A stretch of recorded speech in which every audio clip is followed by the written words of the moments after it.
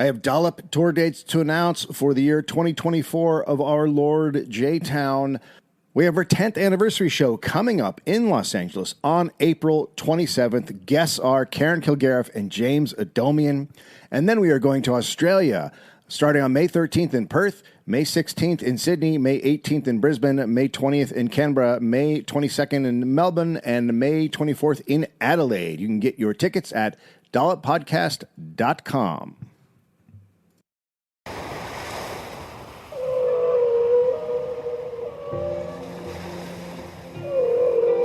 Unleash the magic of the sea with Orca's Our Shared Future, where science, art, and pop culture meet in celebration of our relationship with these fascinating and awe-inspiring ocean giants. The exhibition is now open at the Denver Museum of Nature and Science. Plan your visit today at dmns.org.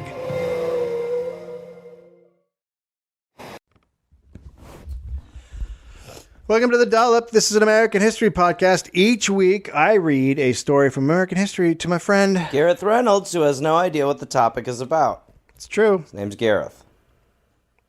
Gary. Gareth. Gary. God, you want to hit a dude? I'll do one bump. People say this is funny. Not Gary, Gareth. Dave, okay. Someone or something is tickling people. Is it for fun? And this is not going to become the Tickling podcast. Okay. You are Queen Fakey of Made Up Town. All hail Queen Shit of Liesville. A bunch of religious virgins go to mingle And do what? pray. Hi, Gary. No. Nicely done, my friend. Hanford was a tiny farm town along the Columbia River in eastern Washington state. It was settled in the 1860s, and before that, the area was a popular meeting place for Native Americans. Archaeologists have found artifacts showing natives lived in the area for over 10,000 years. I guess that's why they're native. Yeah, that's a good point. I like the way you think. Thank you. Hanford streets and building locks were planned out in 1907 on land purchased in 1905 by Priest's Rapid Irrigation and Power Company. In May 1913, the Chicago, Milwaukee, and St. Paul Railroad was completed to Hanford. This was a transcontinental link to the area, allowing farmers to ship large quantities of produce. This, combined with increasing produce prices, resulted in a major boom in the first 2 decades of the 20th century. Okay. Shit was on in Hanford. Yeah, I'm sure things will continue to be great. Why wouldn't they? Well, The U.S. Army began eyeing Hanford in 1943. it's not good. The area fit the needs of the Army's top-secret project, the Manhattan Project. Oh, boy. The Manhattan Project was, of course, a research and development project that produced the first atomic bombs during World War II. A place to produce plutonium was needed. Oh, boy. Hanford was it! Oh, God. It was extremely remote, not a town larger than 1,000 people within 20 miles, and the Columbia River was a perfect source of water for cooling nuclear reactors. So, using eminent domain, the federal government acquired the land, about 586 square miles, and told 1,500 area residents, along with an unrecorded amount of Native Americans from 4 different tribes, that they had 30 days to leave. Jesus. Could you imagine? To build bombs. You're just living in your little house. All right, guys. 30 days. Gotta be out. Hey, listen, that's a wrap for you guys. So Pack up your teepees. Go ahead and Get the fuck out. ship her out. We'll It's in the name of nuclear bombs, so you know it's a good cause. Boo-hoo, I'm sorry. Did you live here? God, listen, Native Americans, at this point, we thought you'd get used to being fucked so much. You're really bitching. Right? This is like almost hacky what we're doing. Good Lord. I mean, yeah, this is a copy of a copy, really. The new facility would consist of 554 buildings built by August 1945. The reactors it housed would first produce plutonium that would be used in the Trinity nuclear test at Los Alamos, New Mexico, which cost the U.S. government over $1 billion to make. There was worry that the extremely expensive plutonium would be wasted if the bomb didn't go off in the test. What a fear. Major General Leslie Groves, who was in charge of the Manhattan Project, even had a kind of oversized catcher's mitt built out of concrete to catch the plutonium. So he's just gonna. I can't even imagine what we're talking about. Like, what is that even? That's just a big concrete catcher's mitt. So he just, yeah, okay. And then if the plutonium goes in there, he goes, he's out. Yeah, he's out of there. But the explosion went off as hoped. And thank God. Yeah, great Thank story. God. Great ending to the story. Whew. Hanford also made the plutonium that was inside Fat Man, the atomic bomb that was dropped on Nagasaki on August 9th, 1945. An estimated 35,000 to 40,000 people were killed. 60,000 were injured, and about 44% of the city was destroyed. Good people, us. It's cool. It's cool. Hey, listen, we called it Fat Man. You know how we always tell everyone they can't have a nuclear weapon? We're the only people that have actually used one? They can't, Dave. Okay, cool. Groovy. I'm worried about Iran having that. Oh, yeah, because they attack so many other countries. Hey, listen. Yeah. You know how many countries Iran has actually offensively attacked in its history? Oh, God, the list goes on and on. Well, I mean, I was listening to zero. Benny Netanyahu the other day. It's Man. zero. The number is 0. Yeah, I mean, this number's 0, but still, it feels like 30. Yeah. Okay. The target at Nagasaki was actually inside of a valley, and it was less successful than the Little Boy, the bomb dropped on Hiroshima. The cuter of the bombs, I've always said. Little Boy. Yeah. Little Boy killed between 70 and 80,000 people, a third of the city's population, injuring another 70,000, and destroyed almost 70% of the city. Perfect. So that was cool. That's a good boy. Yep. It's a good boy. It's just fun. 2 years later, the responsibility of manufacturing nuclear weapons came under civilian control. General Electric was awarded the first contract. The federal It would be great if that was a guy in the army. I'm General Electric. And he always had Stand down. Did you ever see the Electric Cowboy, the Robert Redford movie? No. Well, he comes out riding and he's got lights all over his outfit. Uh-huh. But that would be cool if that's what General Electric was. Yeah, Is it General that just had lights all over him? Yeah. He's riding a horse with Christmas lights on it. The federal government ordered the production of plutonium to be ramped up at the Hanford site. Hey, thank God for that. In 1947, 2 more nuclear reactors were installed, and by 1963, there were a total of 9 working. I don't like where we're headed. Why? It's not good. What could go wrong? Maybe this is just a great story about how things worked out. And I think, well, okay. Okay. Okay. Yeah. In 43 years, Hanford site produced 65% of the plutonium installed in the United States' 60,000 weapon arsenal. All the while reactors were running, the facility was creating an overwhelming amount of radioactive waste. Cool. Including... It's easy to get rid of. That's one thing we've noticed. Including transuranic waste, which is highly radioactive. The process of creating plutonium is extremely inefficient, and a lot of waste, both solid and liquid, results from it. The solid waste that was produced came in the form of used and broken equipment, as well as contaminated materials such as workers' clothing and tools. Nice. The production of plutonium not only used thousands of gallons of water and fuel that needed to be disposed of properly, it also produced a toxic sludge that was highly radioactive and dangerous. The waste contaminated materials that were radiotoxic. The waste contained materials that were radiotoxic, meaning that they can be biologically harmful because they are so radioactive. Shocking. Some of this waste has been recorded as giving off more than 10,000 rems per hour, which would be lethal to anyone standing 3 feet away from the material. Jesus. If only for a few minutes. Oh, God. Exposure to the lower level radioactive material can lead to diseases like cancer and genetic damage and stuff like that. More fun, so that's longy stuff. Oh, that's nice. At first, workers disposed of the liquid waste, the water and the sludge, by pouring it on the grounds. This practice stopped after a few months when they realized that it was contaminating the groundwater and soil. Hey, Bob. Yeah? We're just pouring this radioactive waste into the ground? Yeah, it's perfect. I think it's getting radioactive waste into the ground. Now that you mention it, I have been pissing neon. So I think if we just keep pouring radioactive waste onto the ground, then the ground will become radioactive.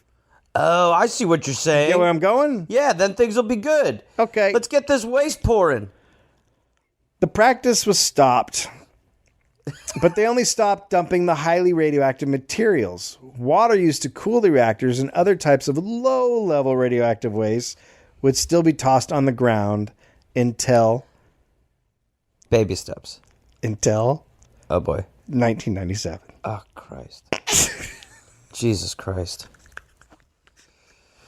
Fuck. I'm going to say until 1997. Ugh. Hey, Gareth. Yeah. Did I mention until 1997? Yeah. I did. Okay. Yeah. No, that's coming across pretty clearly. Okay. Because before 1997, how could anybody know? Well, I mean, look, we didn't have access to facts. No, there was no research on nuclear or anything. No, you didn't think No, we didn't think it was bad to have nuclear anything. No, there was no indication of that at all. No. It's just like bathwater. You pour it out on the ground. Well, look, we weren't there when we dropped the bombs on Nagasaki. you. We didn't see the actual impact. Thank you. Yeah. I also never saw Silkwood, and I didn't go to the 3 Mile Island movie, the China. So, takes a while. China Syndrome. I didn't see any of that. Takes a while. I used to think it was good for you, like cigarettes. I can't read books. No. You want me to be reading books and learning about what I'm doing? No. That's not how this works. It's the 90s, man. Now, as far as the sludge went, instead of just dumping the sludge on the ground, they began burying it. The most radioactive waste that was produced was pumped into large underground tanks. Smaller batches of the dreaded tanzuranic waste were collected in cardboard boxes, placed onto trucks that were protected by iron pans called gunk catchers. Oh, so they're like clinical. And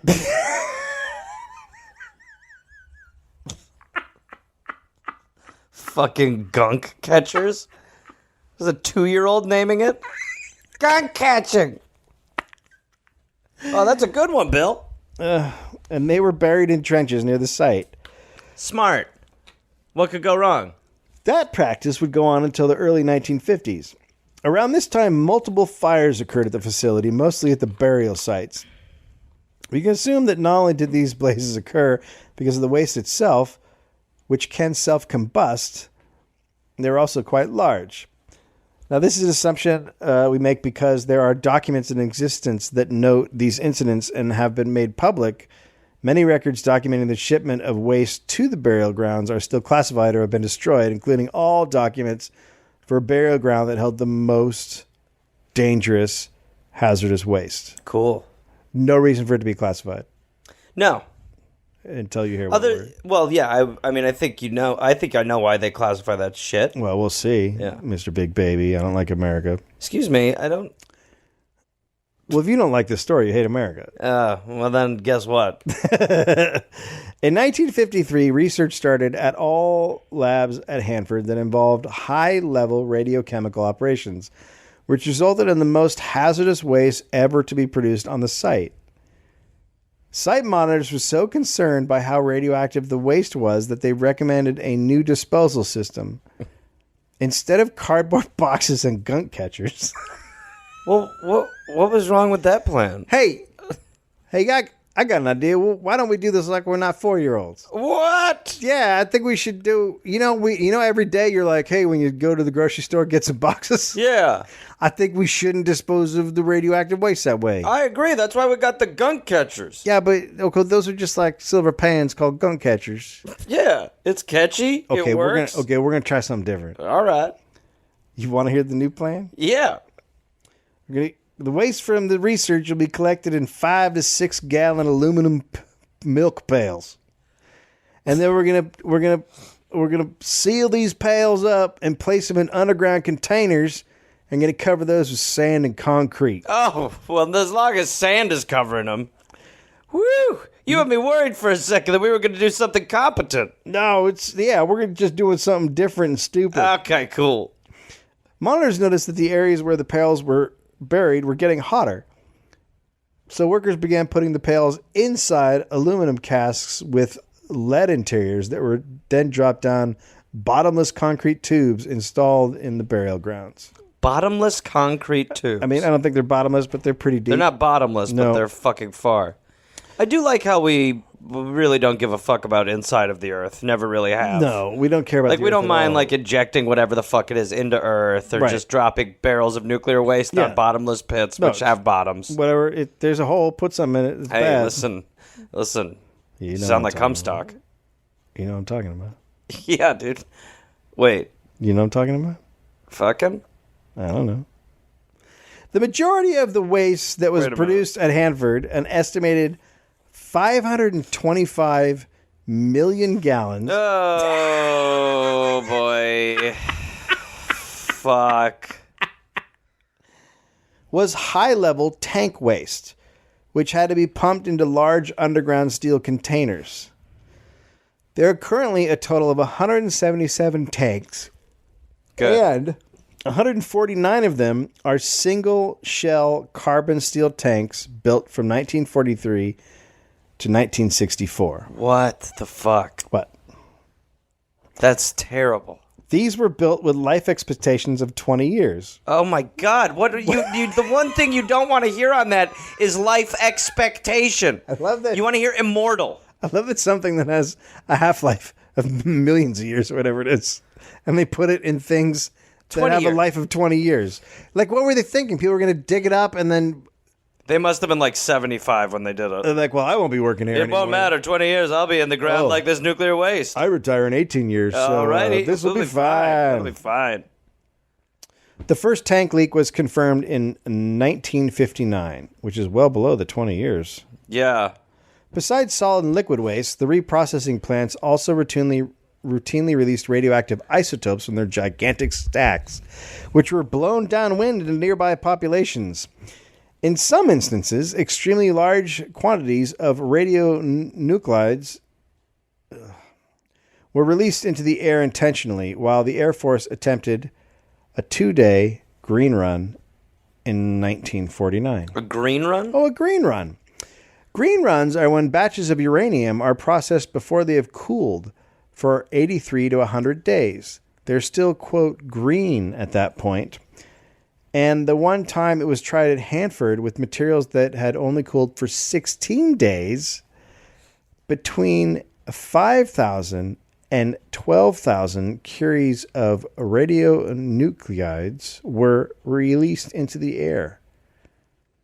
What's the rush? Mostly iodine 131, which causes thyroid disease and cancer. Oh, good. What's the rush? Why do they have to... Well, you ever heard the phrase "get her done"? yeah, that phrase has been great to America. It's done wonders for comedy. I think that's what we're talking about here. Oh, yeah. No, this definitely sounds like a comedy. I don't know the reason why they would have. I mean, maybe they just had to create a bunch really fast. But still, it's like, how can you be so cavalier with, like... With nuclear... Like, with glowing... shit. You're not fun. No, I'm not fun. Have you? Have you ever seen the movie Modern Problems with Chevy Chase? He gets covered by some radioactive waste. And he just gets powers with Goldie Hawn? Yeah, he Yeah. just gets like He drives behind a truck and, like, nuclear waste spills Yeah. on him, and then he becomes... yeah. He just What does he become? he can like make Funny? stuff happen. I don't know if funny happened, but he can make stuff happen with his mind. Like he gives her orgasms by just standing there. Oh, okay. He can Oh, move stuff around with his oh, mind. I didn't realize that the upside to this was that an SNL alum could move shit with his eyes. I think that happens. Well, let's see what happens at the end of the story. I'm excited. But I'm betting that's where this goes. Cool. The public, of course, knew nothing about the releases, and if people didn't start getting sick, they might have never known. According to a Department of Energy study, as many as 2 million people were exposed to radiation through the release of these isotopes. And the fallout, 2 million people. Did I mention 2 million people? Yeah. And the fallout reached as far as Montana and even Canada. Sorry, Canada! All right, hey, listen, you knew the deal when you moved next door, Canada. We like to fucking rage. You know what? You don't want to move. You don't want to party. Don't move next to a party house. Sorry, you know what I'm saying? guys. You park next to a frat house. That's right, bitch. And we fucking keep shit on all the time. Sorry, bro. Sorry about the radioactive material, bro. Woo! Oh, and the Atomic Energy Act of 1854 freed private companies' work on nuclear weaponry from independent oversight. Okay. I just want to go over that for a minute. Sure. So in 1954, they were contracting out all this work instead of the government doing it themselves. And then they just said that there's going to be no independent oversight. So you guys do whatever you want. But that's the best way to do it. I think like when police themselves, that always is the safest way to handle shit. Whatever you want. Yep. What could go wrong? Listen, it's just nuclear material. We're trusting you to trust you. You know what? You guys know how bad this shit is. You're not going to do anything wrong. You guys get it? You're not going to cut corners. No. Right? It's nuclear material. No, not even for just like a minimal profit game in the short term. What stupid asshole would cut corners? Bingo. Here?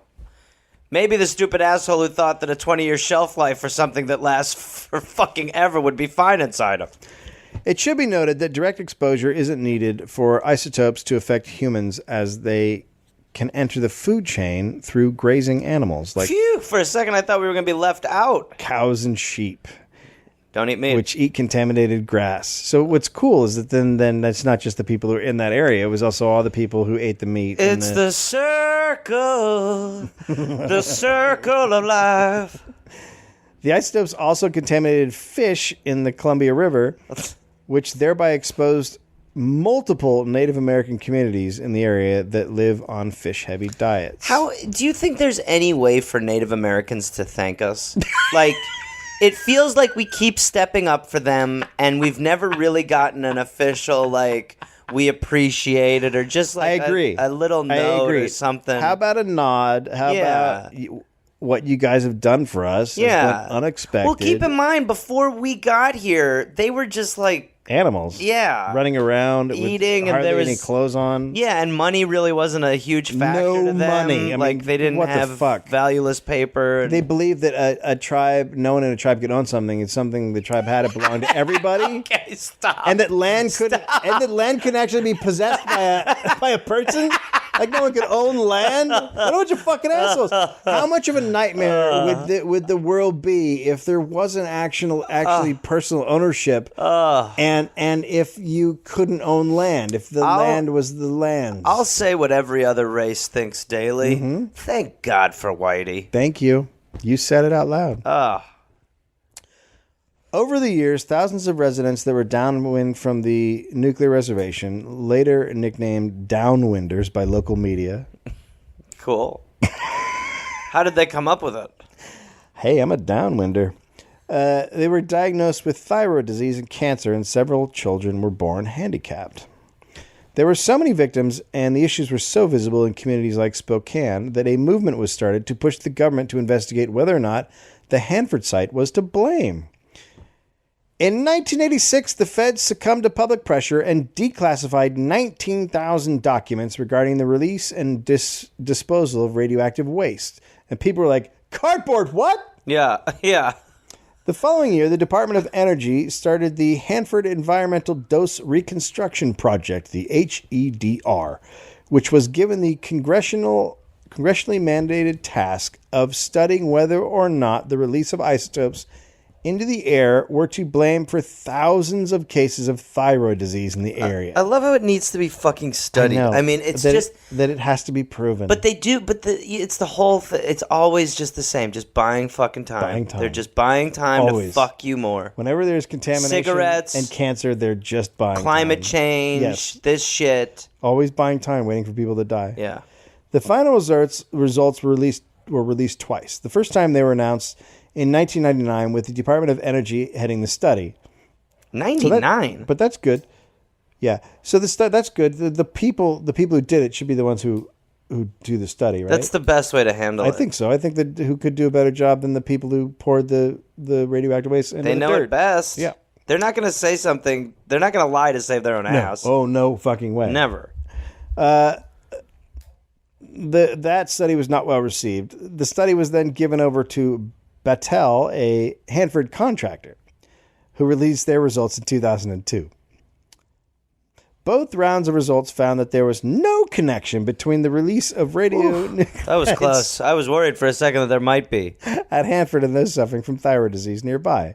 No independent study was needed. No, you don't need one. We have the answer. Why would you Two need different independent studies study? done by the same people? Yeah, come on. Everything's good here. Although, another government study from 1990 had found that Hanford's releases did put local population at risk for thyroid disease. How did our science get worse? So 9 years before, they didn't realize they had already put out a report saying that it fucked everybody. That same year, a massive 2,000 litigant civil suit was filed against the Department of Energy. At the time, the plaintiffs' lawyers were looking to settle for $500 million. The government responded by indemnifying all private contractors at Hanford, thereby clearing them of responsibility, ensuring that they would be safe from litigation. So the fucking assholes, these private corporations who just fucked everybody, destroyed the land, and then gave people cancer, they just get a free ride. Yeah. And a lot of times, too, not only that, they'll fucking send the attack dogs on the people they fucked. The feds would then go on to spend $600 million on defending itself in court. Okay, so... $60 million. Okay, never mind. 60, but still $60 million. It's a lot. That's it's a lot crazy. of fucking... Yeah, it's crazy. I mean, yeah. Since then, a small number of the original 2000 cases have been heard, starting in 2005, when 6 bellwether cases were brought to trial. The jury awarded a total of $545,000 to 2 plaintiffs suffering from thyroid cancer, but the other 4 were denied judgments. What? In 2011, a jury heard the cases of another 139 patients and ended up awarding them all about $800,000 in total, or in total, $5,683 per oh plaintiff. My God! Has your cancer? $5,000 for cancer. Has your cancer? You know what? It's just cancer. Oh yeah. In 1987. Hanford shut down its last reactor processing weapon-grade plutonium. The rest of the reactors had already been shut down back in the 60s and 70s. 2 years later, the Department of Energy, the EPA, and the Washington State Department of Ecology the EPA began the framework for what would be the world's largest environmental cleanup. Among its goals is to restore the Columbia River corridor for other uses, and to set up on-site facilities for waste treatment and storage. Since then, the cleanup has cost the federal government $2 billion a year, $40 billion in total. So what, I mean, it's just so counterproductive. A 2014 report updated that the total costs are $113.6 billion, with most of the cleanup work scheduled to be completed by 2060. Oh my God.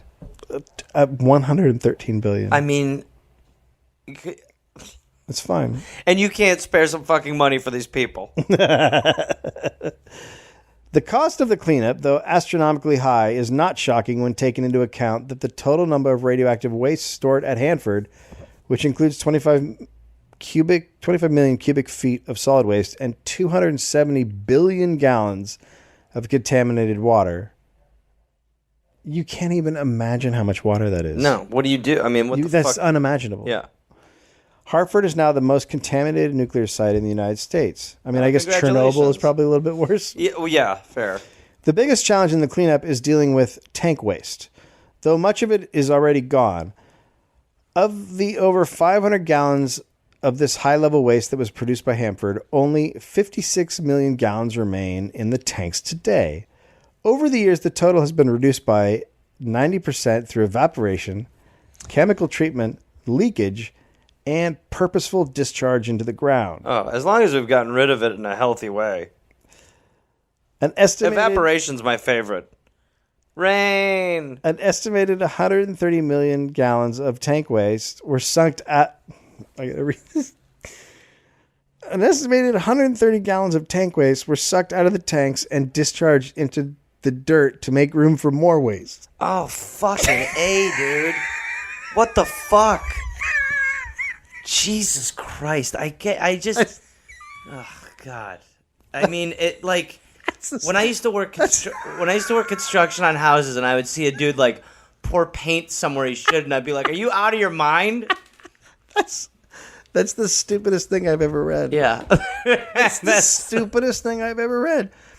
They needed to throw it out, and they didn't have any more tanks, so they just took the old shit and dumped it in the ground and put the new shit. Like, that made a fucking difference. Does anybody know the half-life of the radioactive waste? We do. There was a friend of mine in college, got a job cleaning out asbestos from places, and the guys he worked with were so dumb that they would just up in the attic take down their mask and start smoking a cigarette. And he'd be like, "Dude, what the fuck are you doing? I need to fucking smoke. This shit isn't real." Don't worry, it's fireproof. I could smoke around it. Jesus Christ. Much of the tank waste has been relocated from the leaky single-cell tanks to a newer double-shelled one.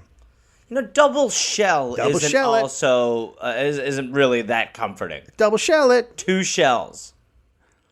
Awesome. Though almost 3 million gallons of liquid waste still remain in the old tanks. Good. In 2012, the Department of Energy reported that one of the double-shelled tanks had a leak in the inner shell. That's okay, though. That's why we got 2. That's why there's the double thing. The following year, the Department of Energy announced that the tank was actually leaking 150 to 300 gallons of waste into the ground per year. They might want to really just come to their conclusions faster. When Washington State Governor Jay Inslee went to the Department of Energy to discuss solutions for the following week, he learned that it wasn't just one tank, it was 6. Cool, so the plot doesn't thicken. Another 13 were ready for leaking. Oh, man, I'm so glad we put 2 shells on them. That was the way to go. Most of the waste that has been leaked from the tanks appears to just stay in the soil where it was dumped. Oh. But as of 2008, 1 million gallons of the radioactive liquid that had entered the groundwater had created an underground plume that was making its way towards the Columbia River, the 4th largest river in the United States of America. Underground plume is always a good thing to hear. It doesn't sound good, right? That feels good. It makes me feel good like double shell. Yeah. If the cleanup doesn't proceed as scheduled, the plume could reach the river in 12 to 50 years. That 12 number is a little scary. Yeah. The 50 years is better. The 12 one's frightening. They're both terrible. It's like we're in a fucking... It's like we're sprinting to end it all. Well, yeah. It's just like it used to be... Like, I was thinking about this the other day when I was cutting up, when you have like a 6-pack and you cut up the plastic so that you don't kill fish or whatever. Yeah. Or birds. Yeah. You should still do that, but, does it really fucking matter at this point? We fucked it all up anyway. What the fuck? I'm an animal rights activist, and I'm seriously just like, does it matter? Aren't you doing them a little bit of a favor by strangling them? They hire you to clean birds after an oil spill, and you're the guy they arrest for just choking them? Yeah. Well, they're better off! Yeah. They're better off, aren't they? Everyone's like, kind of. Yeah. You do make a good point. Jesus Christ. It's going to be a real whodunit when mankind's done. It really is. It's going to be like Clue. How did this of extinction. Happen? A vitrification plant, which would be used to turn the waste into glass tubes that are stable and could be buried safely, has been in the works since 1991, and it was originally supposed to be completed by 1999. So, for whatever process, you can take the radioactive waste and turn it into glass, and then it's not harmful. Not harmful at all? Yeah, that's what they're saying. It's stable, and then it can be buried safely, and it's not gonna like leak or go anywhere. It's going to be a thing that isn't a problem. Then you can dispose of it without worrying about it. Well, I'm glad we're not doing that. Well, that has become difficult because construction actually didn't begin until the year 2000. Good. It's supposed to be completed by 1999. Yeah, well, let's not move on that. And it was later learned that the Department of Energy and Bechtel, the company contracted to build the plant for $4.3 billion, decided to save money. I love it already. You got to cut corners with this shit. Pocket some for yourself. By starting construction before a process for the plant to vitrify waste had been designed and tested. So they're building a plant that they don't know how the plant's going to work. But that's the plant they're building. It would be like right now building a plant for time machines. Uh-huh. And just starting to build it. Yeah. And figuring it would all work itself out. Timing is everything in this business, baby. Hanford's waste is unlike any other material that has ever been vitrified. It comes in so many different types and forms that not just one process will work. But the project went forward anyway without even the basic problem having been solved. Perfect. We're building a plant to do something that we don't know how to do. But it's going to cost $4 billion. $4.3 billion. Woo! Man, that sums up America so fucking well. Yeah, that's pretty good. One of the first systems of the plant that was completed was the waste feed, which was how the material moved through the facility to be processed. So that's how you're getting the material into the plant to be processed by the plant and turned into glass. Sure. So tubes.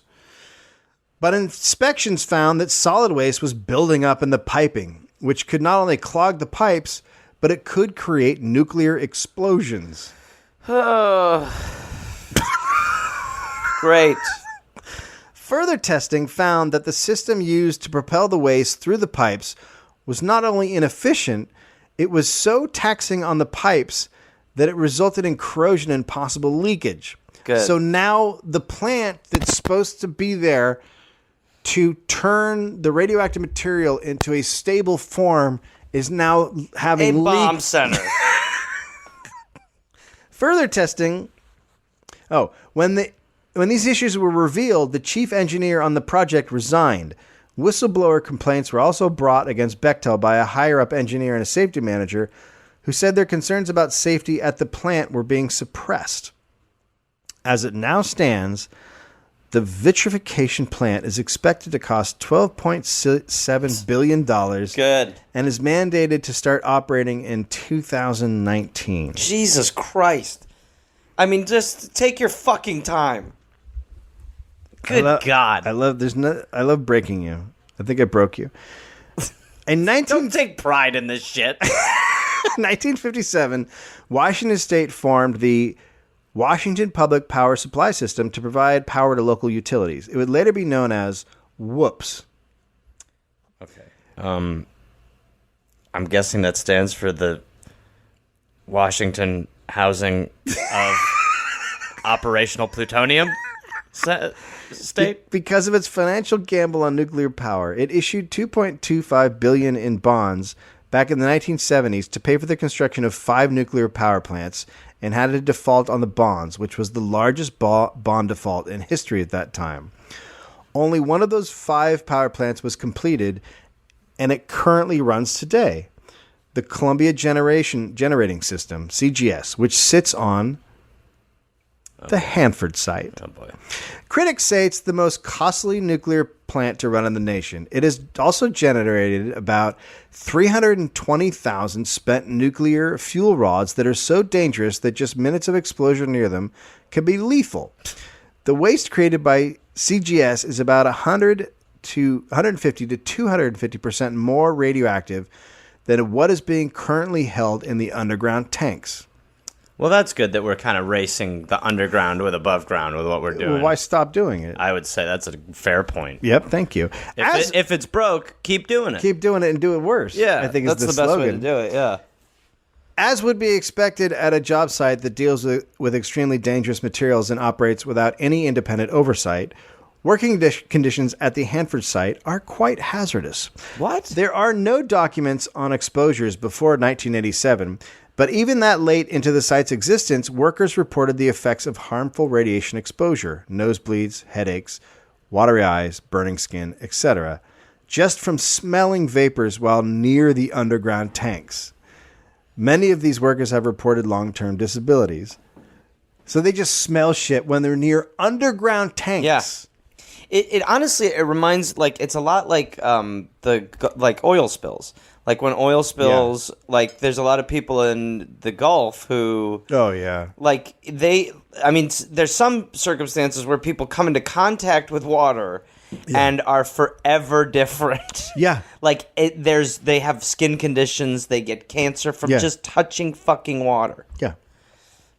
Good times are had by all. Yeah, no, it's fun. Site workers who have been employed by other nuclear facilities reported that the safety requirements at Hanford are seriously less stringent. Wait, at Hanford? Yeah. What? Yeah, Hanford. Sounds crazy.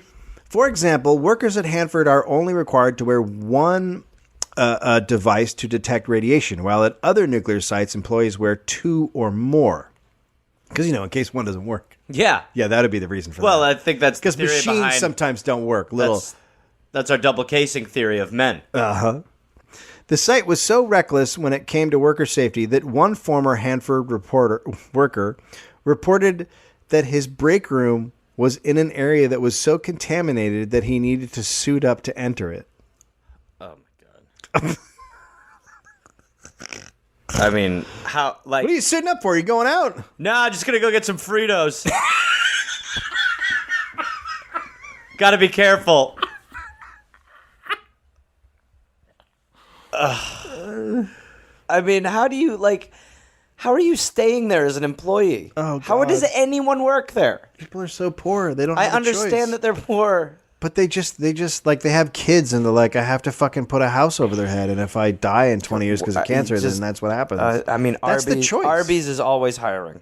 But that's not enough money to survive on. But- Like, people who do these jobs have to put their life on the line, probably die early, so that their kids can go to a decent school or have a house over their head, and they're not starving to death. I mean, that's the choice they're making. Don't get all... I love America. Since World War II, hundreds of thousands of former employees of the Department of Energy run nuclear sites developed disabling or fatal illnesses. So many people who worked with nuclear weapons were stricken with horrible health issues that the government was called in to help. One of the last things You can trust your government. One of the last things President Bill Clinton did before he left office was sign an executive order called the Emergency Employees Occupational Illness Compensation Program Act. It created a program that provides money to individuals who worked in nuclear weapon production or certain survivors of those individuals that contracted specific illnesses as determined by the government. Okay. So that's a good thing. He did a good thing. I can't wait to see. Clinton did a good thing. Okay, and then can I guess? They could get a lump sum of $150,000. Does it still stand today? Well, it wasn't the Clinton administration that would be creating and running the program. That responsibility would fall to the George W. Bush administration. Fucking knew it.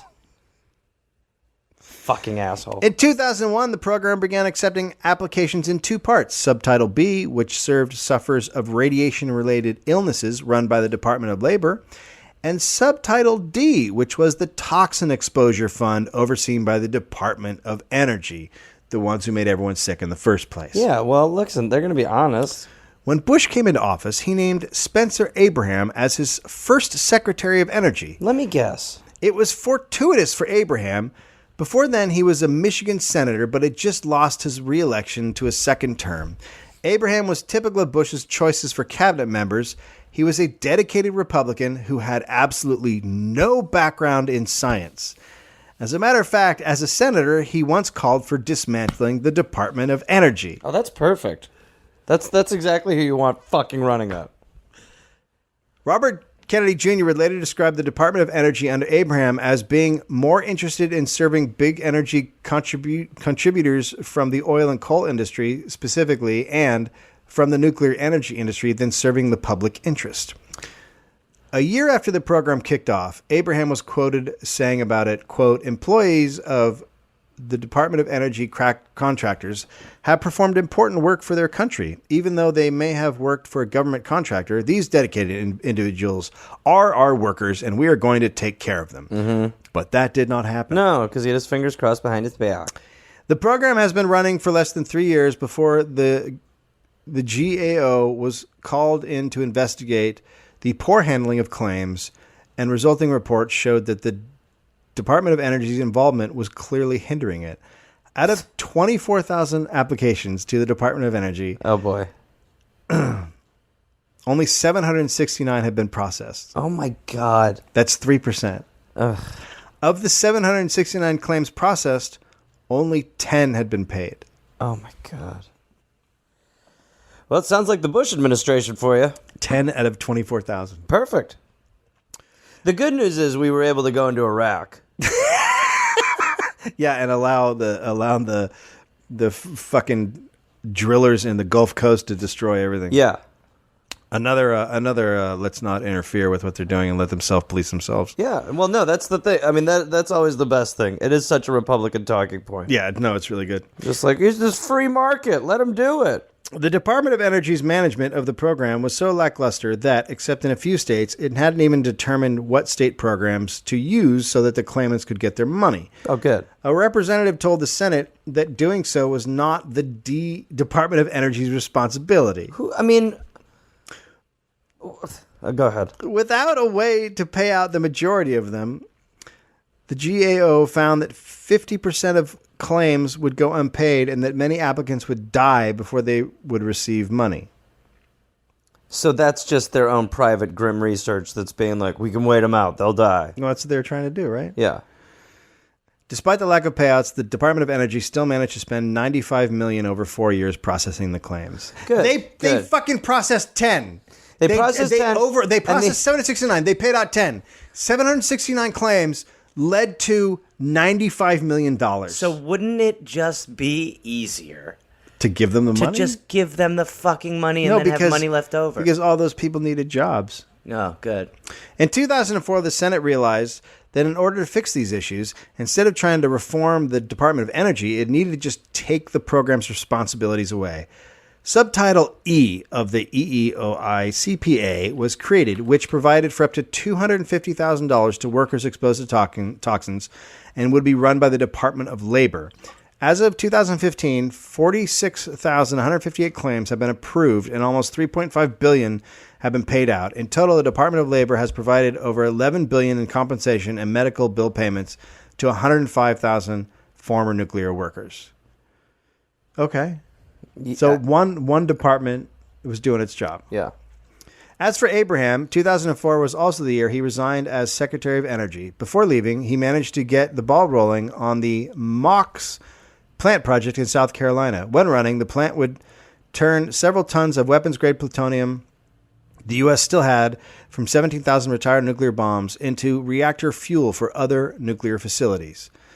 The Department of Energy broke ground on the project in 2007 and is still nowhere close to being completed. The construction budget ballooned from $4.9 billion to $7.7 billion in 2013, and there are predictions it would cost $20 billion. Among reasons the project is moving so slowly, they can't find people to do the work. Why? Isn't that weird? Yeah, why? It is strange that if you fuck people over and let them die in horrible ways, that other people won't want to do that job. It seems weird because it's an attractive position. It does. It seems like a good job. Yeah. I don't know why either. I might do it. It's weird that someone would be that short-sighted, that people who are interested in money would be that. Dave, we both watched the same documentary. You can move things with your eyes if this goes wrong. Goldie Hawn will be there. It's going to be perfect. David Hobson, a former Republican congressman who investigated plans for the plant, said that the project appeared to be a present in the form of jobs for Bush ally Governor Mark Sanford to help in his re-election efforts. But Hobson also said that the plant is supposed to be a big boon for the nuclear industry if it wasn't for the fact that no one wants to buy the fuel. They have yet to find any customers. Yeah. Especially after the Fukushima nuclear disaster. Oh, by the way, which cleanup has just been it's very, very, very good.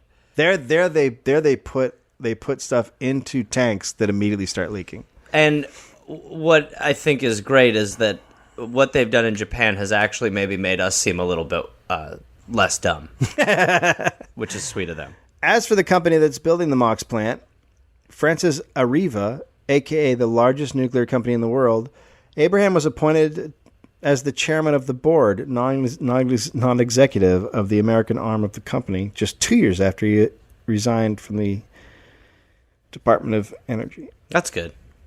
That's good. That I was getting worried, but that's good to hear.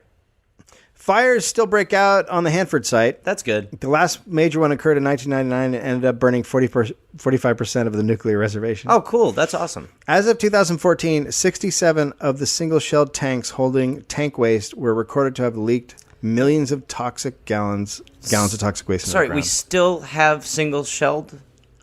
Yeah. Okay, good. They're still there holding the... I guess that's the problem with the bottomless pit theory. Those are the tanks. You're talking about the milk canisters. Those are different. Oh, good. I don't think those are leaking. Those are great.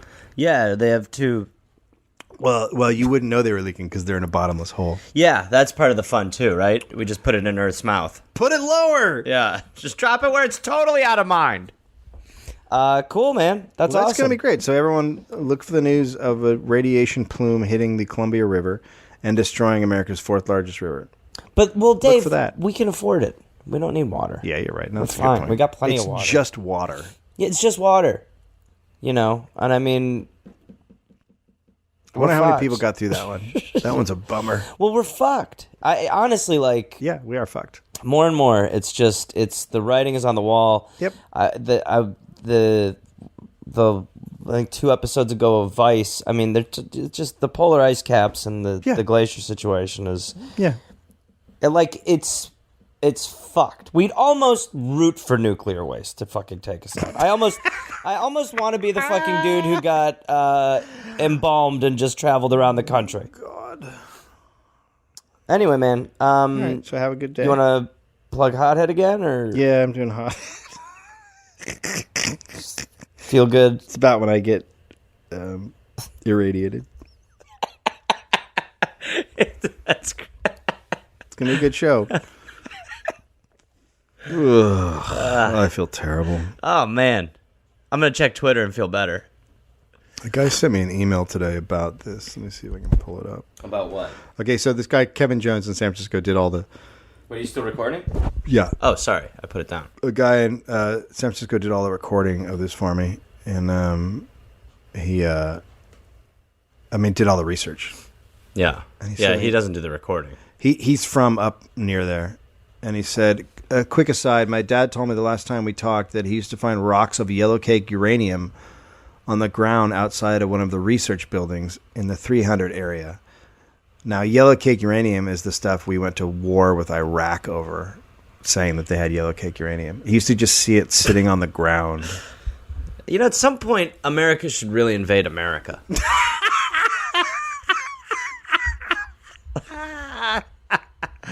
That's a good end. Okay, bye.